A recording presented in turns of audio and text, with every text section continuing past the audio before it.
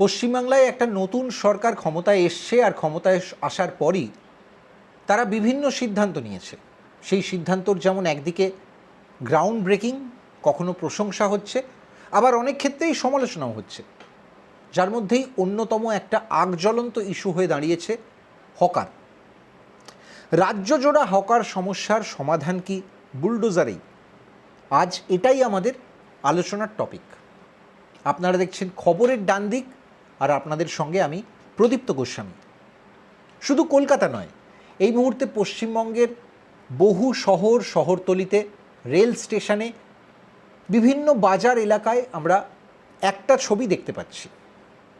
বিস্তারিত জায়গাতে বিভিন্ন গুমটি বা এই ধরনের স্টল, অস্থায়ী দোকান, সেগুলো ভাঙা হচ্ছে। আর সেগুলো ভাঙার সঙ্গে সঙ্গেই অন্তত ব্যবসায়িক জায়গাটা থেকে উচ্ছেদ হচ্ছেন কিছু মানুষ। স্বাভাবিকভাবে এই ঘটনা নিয়ে একটা রাজনৈতিক টানাপোড়েন, একটা তোলপাড় শুরু হয়েছে। আর এই চর্চায় স্বাভাবিকভাবেই দ্বিধাবিভক্ত দুই রাজনীতির মানুষ। কেউ মনে করছেন যে এই কাজটা করতেই হতো, এটা সময়ের দাবি, আর আরেক পক্ষ বলছেন যে এটা খুব অমানবিক হয়ে যাচ্ছে। তারা কেউ কেউ বুলডোজার মডেলের রীতিমতো সমালোচনায় তাকে আক্রমণ করতে নেমে পড়েছেন। তবে সরকারকে মূল্যায়ন করা বা তার সিদ্ধান্তকে মূল্যায়ন করার পাশাপাশি ইন্টেন্টটা নিয়েও প্রশ্ন কিন্তু অনেকের মনে। আমরা আজকে এই রাজনৈতিক কাদা ছোঁড়াছুঁড়ির মধ্যে কিন্তু ঢুকবো না। প্রথমেই যারা এই ভিডিও দেখা শুরু করেছেন তাদের একেবারে ডিসক্লেমার দিয়ে দিলাম। আমরা দুটো পসিবিলিটি খতিয়ে দেখব, যার মধ্যেই হয়তো সমস্যা থাকলে যেমন সমাধান লুকিয়ে থাকে, সেই সমাধান খোঁজার একটা চেষ্টা, অন্তত একটা খোলা মনে চোখ কান খোলা রেখে চেষ্টা তো করা যেতেই পারে। পশ্চিমবঙ্গে এই যে হকিং বা হকারের সমস্যা, সেটা কিন্তু আজকে নয়, অনেক পুরনো। উপমহাদেশেই অনেক পুরনো। সেখানে ভারতবর্ষের অত্যন্ত গুরুত্বপূর্ণ একটা শহর হিসেবে কলকাতাও তার স্বাভাবিক জনজীবনের চাহিদায় হকিং বেছে নিয়েছিল একটা উপায় হিসেবে, জীবিকার উপায় হিসেবে। বাম আমল থেকে তৃণমূল আমল আমরা দেখেছি যত্রতত্র লাগামহীন হকিং। সময় সময় অপারেশন সানশাইন হয়েছে, হ্যাঁ, বামেদের হাত দিয়েও হকার উচ্ছেদ হয়েছে, তৃণমূল জমানাতেও কখনো সখনো হয়েছে। কিন্তু আমরা দেখেছি এই হকিং বা অস্থায়ী দোকান, এই ধরনের ফুটপাত জুড়ে বা রাস্তার পাশে এই ধরনের অস্থায়ী ব্যবসার পেছনেও একটা অন্য সিস্টেম কাজ করত। সেই সিস্টেমটা কর্পোরেশন বা পুরসভা নিয়ন্ত্রণ করার চেষ্টা করতো, কিন্তু সবসময় যে পারতো এমনটা নয়। কখনো কখনো তারা অবশ্যই এখান থেকে বেনিফিটেড তো হতোই, তার পাশাপাশি স্থানীয় নেতা, এমনকি পুলিশ, তারাও বিভিন্ন সময় এই সিস্টেমের জন্য লাভবান হয়েছে। সব সিদ্ধান্ত যে খুব নৈতিকভাবে নিয়ম মেনে, আইনের কাঠামো মেনে নেওয়া হয়েছে তাও নয়। অবশ্য সেটা ভারতবর্ষের মতো দেশে বা কলকাতার মতো শহরে তার যে আর্থসামাজিক চালচিত্র, তাতে কতটা বাস্তবিক সেই প্রশ্নও উঠতে পারে। আর অবশ্যই তৃণমূল জমানায় আমরা আর একটা শব্দবন্ধের সঙ্গে পরিচিত হয়েছি। সেটা হয়েছে শুধু এই হকিং বা হকার বা অস্থায়ী দোকানপাট, অস্থায়ী ব্যবসাকে কেন্দ্র করে নয়, বহু ক্ষেত্রেই তোলাবাজি। হ্যাঁ, অবশ্যই তোলাবাজির একটা অন্যতম টুল হয়ে গিয়েছিল এই হকিং।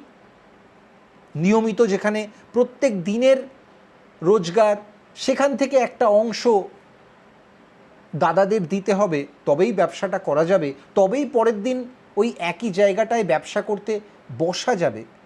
সেই নিয়মগুলো তো ছিলই, রীতিমতো প্রশাসনকে একেবারে কাঁচকলা দেখিয়ে। পুলিশ সেগুলো দেখতো, জানতো, সবই শুনতো, কিন্তু মুখটা ঘুরিয়ে রাখতো, দেখেও দেখছি না। এই সব কটা বিষয় ছিল। আবার এর বিকল্পও একটা যুক্তি আছে। এই সমস্যাগুলো যেমন কম্পাউন্ড হয়েছে প্রত্যেক বছরে,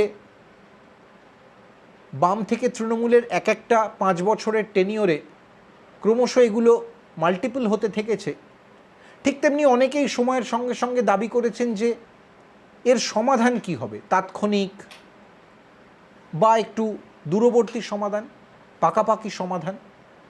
সেগুলো খোঁজার রাস্তা খুব জটিল ছিল, বা হয়তো সদিচ্ছেও সবাই দেখাননি সব সময়। কিন্তু সব সময় সেই সমাধানের রাস্তাটা যে বলপূর্বক হবে বা বুলডোজার দিয়ে হবে, সেটাও কি সত্যি, সেটা কি ধরে নেওয়া যায়? যারা এই বিকল্প যুক্তিটা দেন বা সমালোচনা করেন তারা বলেন যে এই মানুষগুলোকে সরিয়ে দিলে আদতে তো গরিব মানুষ যারা জীবন জীবিকার জন্য প্রত্যেক দিন লড়াই লড়েন তাদের আঘাত করা হয়।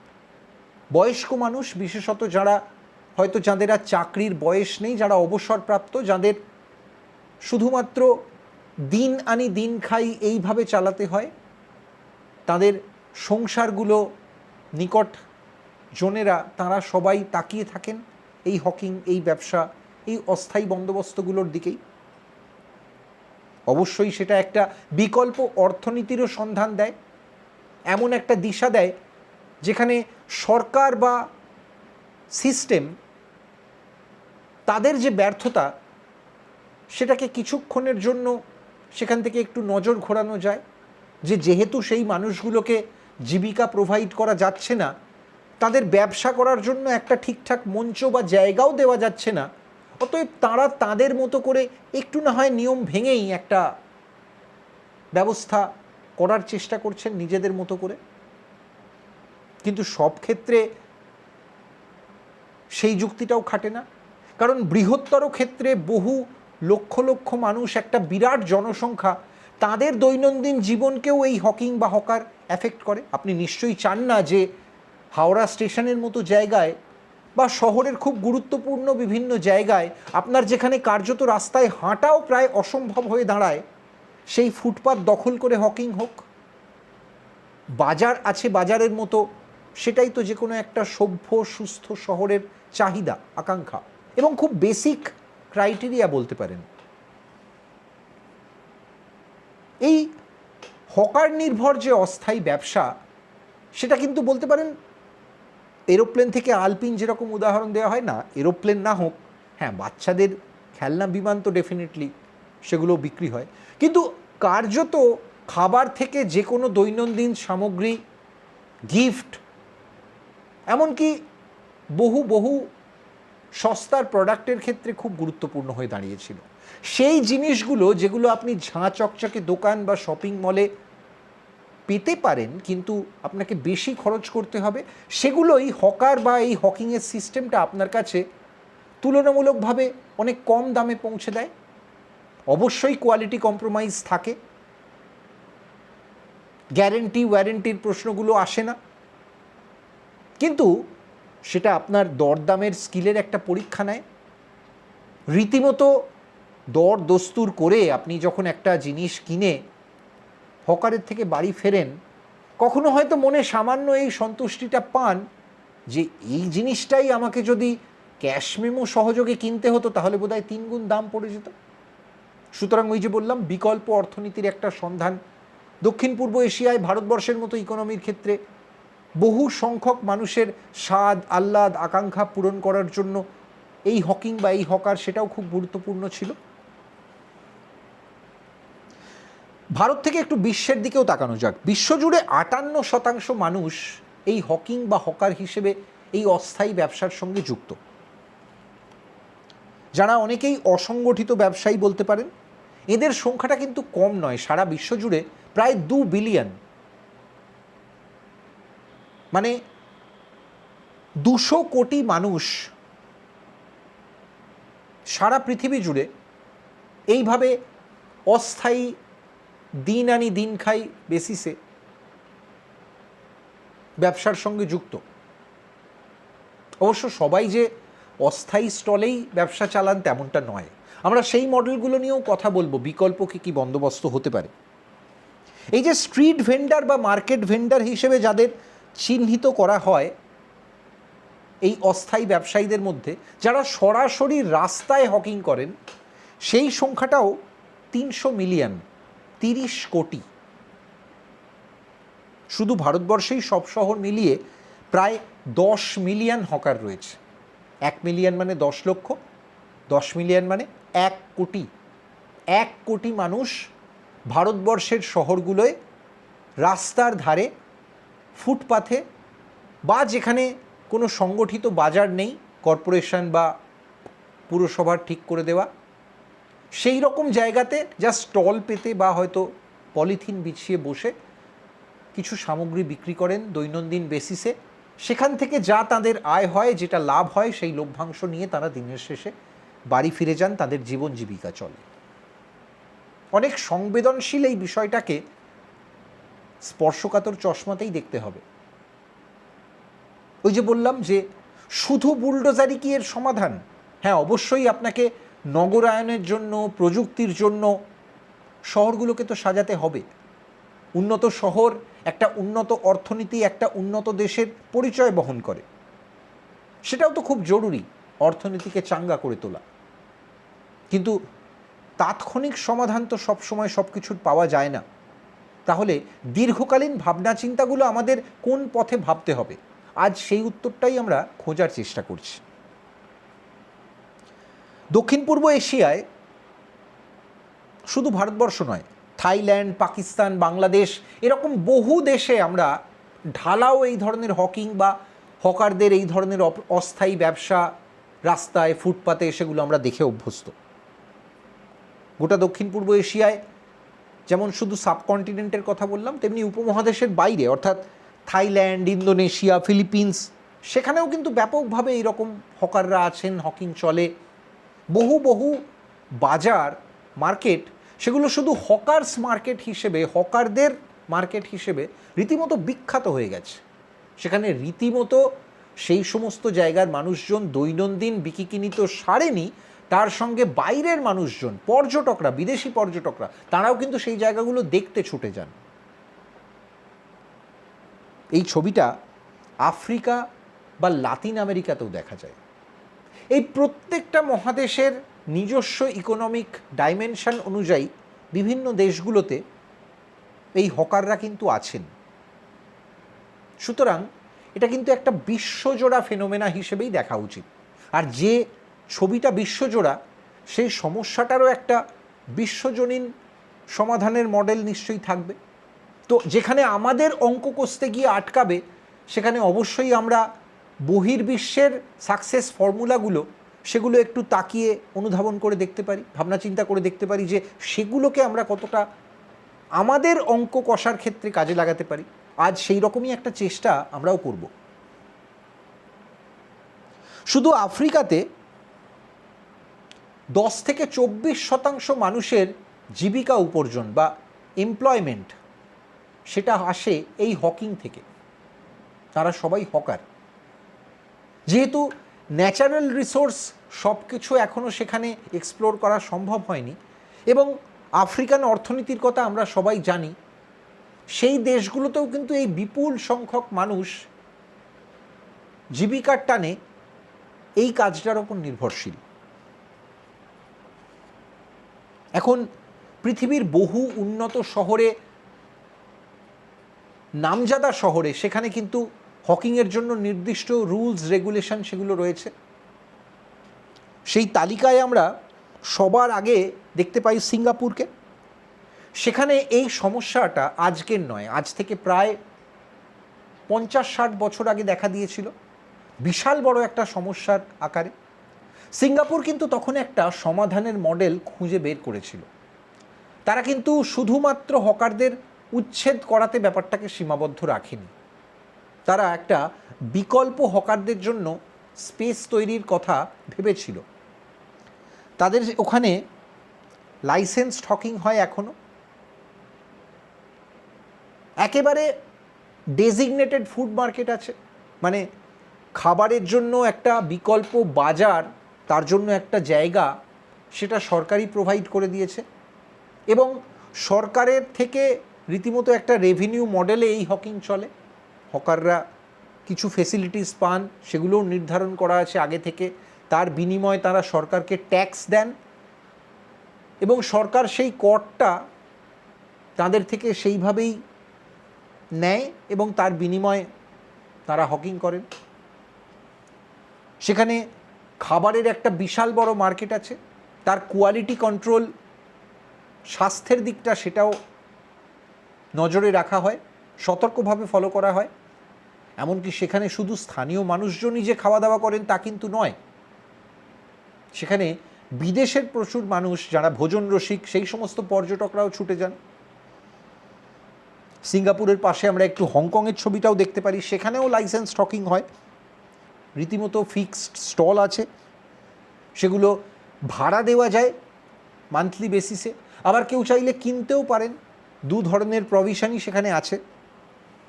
ব্যাংকক, সেখানেও প্রায় একই সময়, একটা সময় আজ থেকে প্রায় 52-54 বছর আগে এই হকিং বা হকার একটা মাথা ব্যথার কারণ হয়ে দাঁড়িয়েছিল থাইল্যান্ডের রাজধানী শহরে। তখন প্রথম দিকে ব্যাংকক কিছু ভুলভ্রান্তি করেছিল, কিছু সিদ্ধান্ত নিতে গিয়ে তাদেরও হয়তো ঠেকে শিখতে হয়েছিল। ওই যে বাংলায় একটা কথা আছে না, দেখে শেখা ঠেকে শেখা, কিন্তু তারাও কিন্তু শেষ পর্যন্ত একটা সমাধান সূত্র বার করেছে ওই একই পথে হেঁটে। আর এই প্রত্যেকটাই আমাদের জন্য ওই একটা তাৎক্ষণিক মেড ইজি হতে পারে। কলকাতায় যখন আমরা আজকে এই সমস্যার মুখে দাঁড়িয়েছি, ব্যাংককেও কিন্তু যে মেজর রাস্তাগুলো আছে সেখানে হকিং হয় না। হকিংয়ের জন্য কিছু নির্দিষ্ট জায়গা স্থির করে দেওয়া আছে, রেস্ট্রিক্টেড ভেন্ডিং জোন আছে, সেখানেই হকিং হয়, সেখানেই হকাররা থাকেন এবং মানুষজন কেনাকাটার জন্য কিন্তু সেই জায়গাটাতেই ছুটে যান। অর্থাৎ কলকাতা শহরে যে ছবিটা আমরা দেখি বারবার, যেটা নিয়ে সমালোচনা হয়, অতীতেও হয়েছে, যত্রতত্র হকার, লাগামহীন হকিং, সেই মডেলটা কিন্তু এই শহরগুলোতে নেই। হকার প্রথম বিশ্বের শহরগুলোতেও আছে। আপনি সিওলের দিকে তাকান, টোকিওর দিকে তাকান, মেক্সিকো সিটির দিকে তাকান, নিউ ইয়র্ক, লন্ডন, প্যারিস, সর্বত্র কখনো না কখনো এই হকার সমস্যা হয়েছিল। আজ থেকে হয়তো কোথাও 5 দশক আগে, কোথাও 7 দশক আগে। প্রত্যেকটা শহর কিন্তু এই সমস্যার সঙ্গে ডিল করেছে এবং সেটা তারা ডিল করতে পেরেছে একটা দূরবর্তী ভাবনা দিয়ে। তারা কেউ কিন্তু 3 দিনের সলিউশন, 5 দিনের বা এই সপ্তাহের সমাধান খোঁজার চেষ্টা করেনি, তারা দীর্ঘকালীন ওয়েতেই ভেবেছে। ভারতবর্ষে মুম্বাই, দিল্লি, পুনে, চেন্নাই, নাগপুর, কলকাতা, এরকম বহু শহরেই হকিং একটা খুব আগজ্বলন্ত সমস্যা। সমস্ত শহর জুড়েই হকাররা আছেন। তবে হ্যাঁ, আমাদের কলকাতার মতো হয়তো এই যত্রতত্র যে কোনো জায়গাতে লাগামহীনভাবে হকিং, সেটাকে সর্বত্রই একটু রেগুলেট করার চেষ্টা হচ্ছে। আসলে এই রেগুলেট করার ব্যাপারটার প্রশ্নই যখন আসে তখনই ব্যাপারটা জটিল হয়ে যায়, জানেন তো। তার কারণ এই রেগুলেশনটা কারা ঠিক করবে?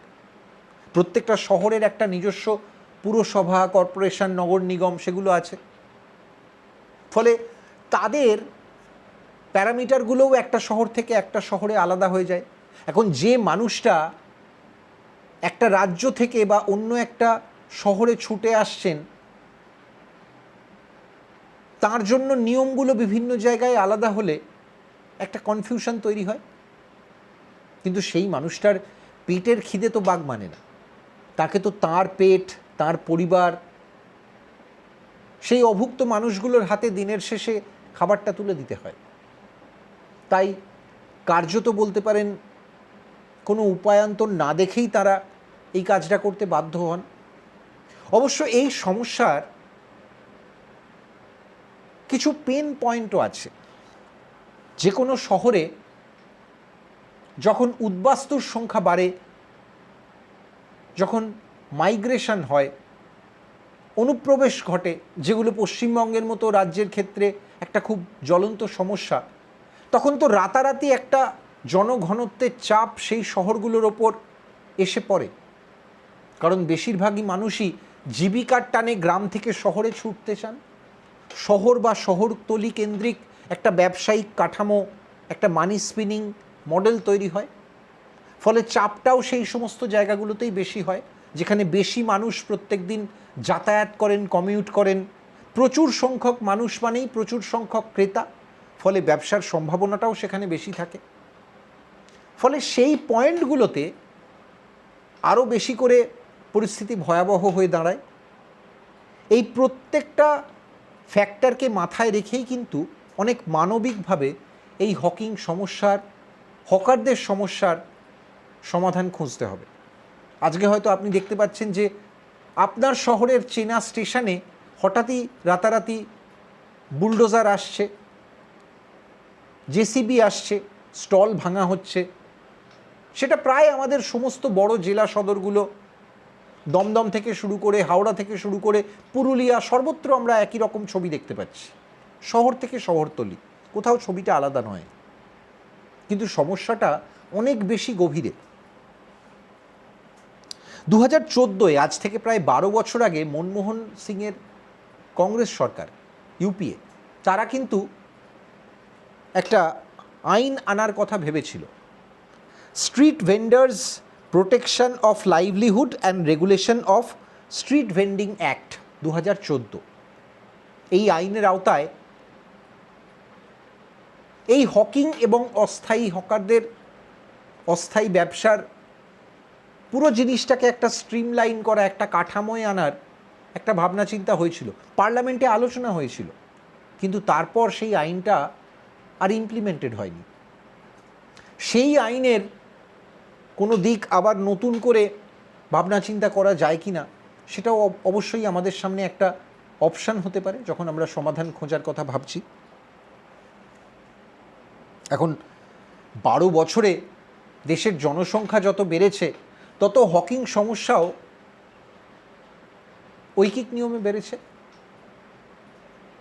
যার একটা মূল কারণ অবশ্যই ভারতবর্ষের মতো অর্থনীতিতে নতুন জীবিকার সন্ধান। সেই স্কোপটা যত সংকুচিত হয়, তত বাজারে এই ধরনের মানুষের সংখ্যা বাড়তে থাকে।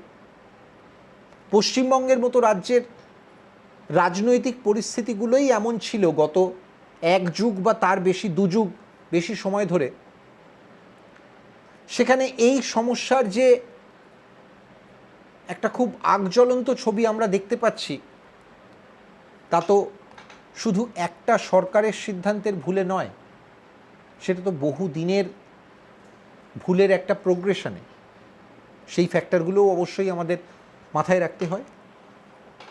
আর ওই যে বললাম, ডেমোগ্রাফি যখন পাল্টায় রাতারাতি, কোনো একটা রাজ্যের, কোনো একটা অঞ্চলের, কোনো একটা প্রদেশের, তখন শহরের ওপর চাপ বাড়ে। এমনিতেই আমাদের ইতিহাসটাই এমন যে উদ্বাস্তু সমস্যা, অনুপ্রবেশ সমস্যা, এগুলোতে পশ্চিমবাংলা জর্জরিত। নতুন সরকার সেই দিকটাতেও একটা গ্রাউন্ড ব্রেকিং সিদ্ধান্ত নেওয়ার, অপ্রিয় সিদ্ধান্ত নেওয়ার চেষ্টা শুরু থেকেই করছে। সেক্ষেত্রে অবশ্যই দিনের শেষে আমরা নতুন সরকারের থেকে এই এক্সপেকটেশনটাই রাখতে পারি। বুলডোজার যদি প্রাথমিক কোনো ব্যবস্থা হয়, সেটা যতটাই অমানবিক দেখতে লাগুক না কেন, একটা লং টার্ম সলিউশন, একটা চিরস্থায়ী সমস্যার সমাধান এই বিষয়ে খুঁজতেই হবে। আর সেক্ষেত্রে হয়তো কলকাতার কাছে খুব আদর্শ মডেল হতে পারে সিঙ্গাপুর, হংকং বা ব্যাংককের যে মডেলটা বললাম।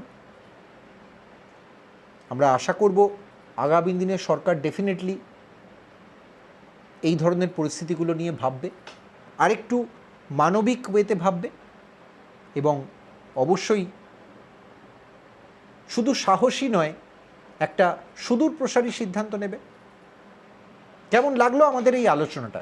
মনে হলো এই মুহূর্তে চারপাশে যখন বুলডোজার আর তাকে কেন্দ্র করে রাজনৈতিক তরজা রীতিমতো খেউড়ের চেহারা নিচ্ছে, তখন একটু সমস্যার গভীরে গিয়ে তার একটু সমাধান খোঁজার চেষ্টা করা যাক।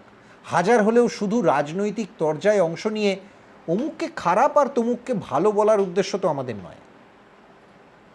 আপনি এই অনুষ্ঠানটা দেখে, এই আলোচনাটা শুনে আপনার কি মনে হচ্ছে সেটা অবশ্যই কমেন্টে লিখবেন। যদি কোনো প্রশ্ন থাকে অবশ্যই সেটা কমেন্ট থ্রেডে জানতে চাইতে পারেন আমাদের কাছে।